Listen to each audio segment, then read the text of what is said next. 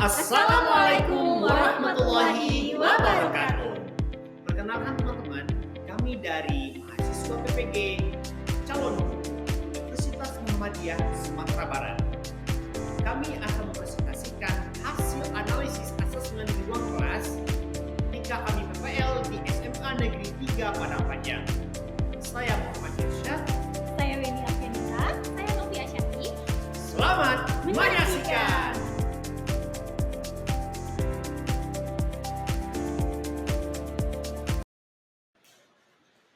Baik, yang pertama yaitu kita mulai dengan identitas modul ajar. Mata pelajaran yaitu Bahasa Indonesia pada kelas 10.2 fase E. Elemennya yaitu menyimak, peserta didik mampu mengevaluasi dan mengkreasi informasi berupa gagasan, pikiran, perasaan, pandangan, arahan atau pesan yang akurat dari menyimak berbagai jenis teks non-fiksi dan fiksi dalam bentuk monolog, dialog, dan gelar wicara. Yang kedua, yaitu pada elemen membaca dan memirsa. Peserta didik mampu mengevaluasi informasi berupa gagasan, pikiran, pandangan, arahan, atau pesan dari berbagai jenis teks, misalnya deskripsi, laporan, narasi, rekon, eksposisi, dan diskusi dari teks visual dan audiovisual untuk menemukan makna yang tersurat dan tersirat. Baik, selanjutnya pada bagian tujuan pembelajaran. Yang pertama, peserta didik mampu menelaah gagasan dan pesan yang disampaikan dalam teks anekdot berupa komik secara kritis dan reflektif. Yang kedua, yaitu peserta didik mampu menganalisis struktur dan kaidah kebahasaan teks anekdot. Selanjutnya pada bagian materi ajar. Dalam modul ini ada dua topik yang akan dibahas. Yang pertama yaitu menelaah gagasan dan pesan dalam teks anekdot. Yang kedua, struktur dan kebahasaan teks anekdot. Baik, selanjutnya yaitu jenis asesmen. Pada modul ajar kali ini, asesmen yang digunakan yaitu asesmen formatif.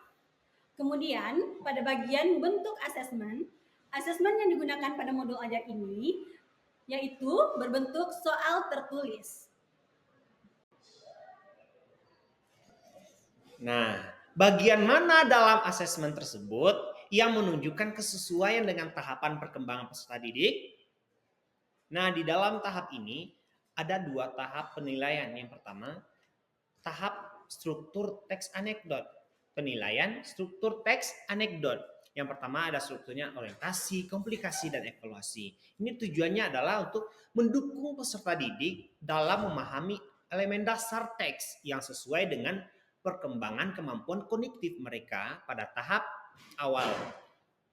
Mereka diajarkan mengenali struktur dasar, sementara peserta didik yang lebih maju diharapkan dapat menghubungkan bagian-bagian teks secara lebih mendalam lagi. Nah, kemudian yang kedua itu fokus pada penilaian kebahasaan teks anekdot. Ada beberapa pertanyaan retoris, majas sindiran, dan kata kerja material. Nah, peserta didik mengembangkan keterampilan mereka, bahasa mereka peserta didik tersebut sesuai dengan tingkat pemahaman mereka bagi peserta didik yang pemahamannya di awal pemahaman mendasar mereka, yang kategori pemahaman mereka pemahaman awal. Kemudian fokusnya pada pengenalan unsur bahasa dasar. Sedangkan peserta didik yang lebih maju, tingkat pemahamannya lebih di atas sedikit, nah dianalisislah kemampuannya untuk mengidentifikasi dan memahami penggunaan bahasa yang lebih kompleks, seperti itu. Nah, baik teman-teman, selanjutnya bagian mana dalam asesmen tersebut yang menunjukkan kesesuaian dengan perlunya mempertimbangkan aspek lingkungan budaya dan karakteristik peserta didik? Nah, ada 3 kesesuaian yang akan kita lihat di atas. Yang pertama, kita lihat apakah kesesuaian dengan lingkungan. Nah, teks anekdot ini yang kami buat di dalam modul berhubungan dengan dinamika kelas yang merupakan bagian dari lingkungan peserta didik. Peserta didik bisa memahami bagaimana interaksi di dalam kelas dan disiplin dalam belajar dapat mempengaruhi pembelajaran mereka. Nah, yang kedua, kesesuaian dengan budaya. Nah, di dalam modul kami ini penggunaan humor dan sindiran serta gaya bahasa yang tidak formal tetapi tetap sopan, mencerminkan nilai-nilai budaya Indonesia dalam komunikasi antar individu, terutama dalam konteks hubungan guru dan peserta didik. Kita lihat yang ketiga, kesesuaian dengan karakteristik peserta didik. Nah, materi teks anekdot ini relevan dengan karakteristik siswa yang mungkin mengalami hal yang serupa, seperti terlambat, keluar masuk kelas, atau merasa tertantang dalam mengikuti pembelajaran. Nah, baik teman-teman, selanjutnya bagian mana dalam asesmen tersebut yang menunjukkan kesesuaian dengan kemampuan peserta didik? Nah, ada dua teman-teman. Tadi kita bahas tentang struktur teks anekdot. Yang kedua, kebahasaan teks anekdot. Yang nomor pertama itu teman-teman, kesesuaian dengan kemampuan peserta didik. Nah, ini rubrik struktur teks anekdot sudah sesuai dengan kemampuan peserta didik karena memberikan ruang bagi peserta didik dengan berbagai tingkat pemahaman untuk mendapatkan penilaian yang sesuai dengan kemampuan mereka tersebut. Nah, yang kedua, kesesuaian dengan kemampuan peserta didik di kebahasaan teks anekdot. Nah, ini rubriknya juga memperhitungkan perbedaan kemampuan peserta didik dalam memahami dan mengidentifikasi elemen-elemen kebahasaan yang lebih kompleks dalam teks anekdot tersebut. Oke, selanjutnya akan dilanjutkan oleh rekan kami, Novi. Terima kasih. Kita lanjutkan. Bagian mana dari asesmen tersebut yang menunjukkan kesesuaian bahwa sudah memberikan ruang bagi peserta didik untuk memberikan umpan balik terhadap proses pembelajaran mereka? Ruang untuk umpan balik kedua rubrik penilaian ini memberikan siswa kesempatan untuk bisa merefleksi diri mengenai pemahaman mereka terhadap materi yang diajarkan. Kita bahas yang pertama. Pada penilaian struktur teks anekdot. Sebagai contoh, untuk penilaian struktur anekdot ada skor 1, 2, 3. Umpan balik tersebut memungkinkan siswa untuk melihat area mana yang perlu mereka tingkatkan.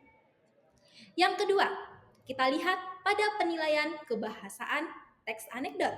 Sebagai contoh, untuk penilaian kebahasaan teks anekdot, dengan adanya penilaian terhadap elemen kebahasaan ini, siswa diberi ruang untuk memberikan umpan balik terhadap pemahaman mereka sendiri terkait penggunaan bahasa dalam teks anekdot.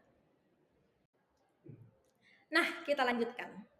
Jika Anda menjadi guru di kelas tersebut, hal apa yang ingin Anda tingkatkan untuk lebih memaksimalkan efektivitas asesmen dengan memperhatikan tahapan perkembangan peserta didik, lingkungan budaya, dan karakter peserta didik, serta kemampuan peserta didik? Oke, kita lihat satu persatu. Untuk memaksimalkan efektivitas asesmen di kelas, saya akan memperhatikan tahapan perkembangan peserta didik dengan menyesuaikan soal dan tugas sesuai dengan tingkat kognitif dan emosional siswa. Yang kedua, dalam hal lingkungan budaya dan karakter peserta didik, saya akan memastikan materi yang digunakan relevan dengan kehidupan sehari-hari siswa, serta mencerminkan nilai-nilai budaya lokal. Selanjutnya, untuk memperhatikan kemampuan peserta didik, saya akan menggunakan diferensiasi dalam memberikan tugas dan juga soal. Nah, itulah teman-teman presentasi dari kami. Sekian presentasi dari kami. Kami ucapkan terima kasih banyak atas segala perhatian dan mohon maaf atas segala kesalahan dan kekurangan. Silakan di komen di bawah, dikasih masukan, di-share dan di-subscribe. Kami ucapkan dengan Assalamualaikum warahmatullahi wabarakatuh.